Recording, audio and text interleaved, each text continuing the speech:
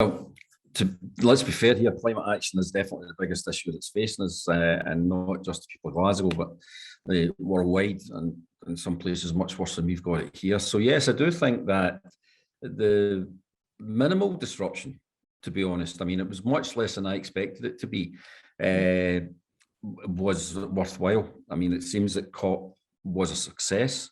It wasn't everything that everybody hoped for, but if you remember how we went into it in the first place, it was very, very negative thoughts about it beforehand. And I think we've come out of it pretty well. So yeah, I think it was worthwhile. Things we could have got better, but lots of things that we did well. This is the first time, I believe, that COP was held in a city, in the centre of a city like it was.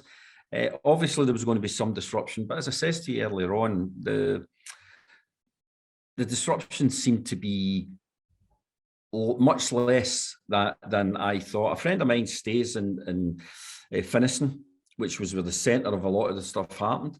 And he said that most of the neighbours were quite happy with what was going on round about them. The police were very helpful. There was one or two incidents that whole having people walking through the park, particularly the woman at night, it was a failing on the police, which, to be fair, they were very quick to acknowledge and sort.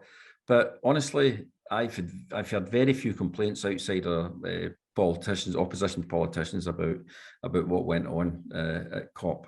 There's got to be some disruption. I mean, any major event, my constituency includes Hampden. Every time there's a game at Hampden, then people complain about the disruption. COP was much more important than a cup game at Hampden.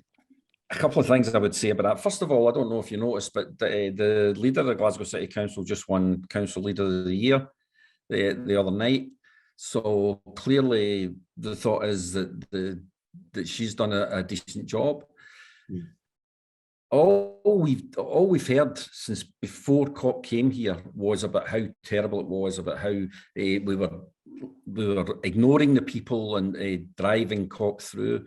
But have been in the middle of a pandemic. This is an opportunity for Glasgow to do something, to put itself on the map, put Scotland on the map, and at the same time help the climate. As I've said earlier, that there is disruption, there's bound to be disruption, but nothing was done to the people of Glasgow, and the people of Glasgow responded exceedingly positively to it.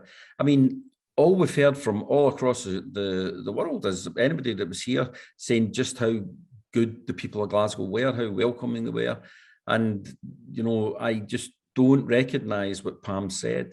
I mean, the CNN senior news producers said the one thing the international public will remember having his picture taken next to the trash cans in Glasgow as a Labour politician doing that, trying to embarrass a warm welcome Glaswegians showed all visitors.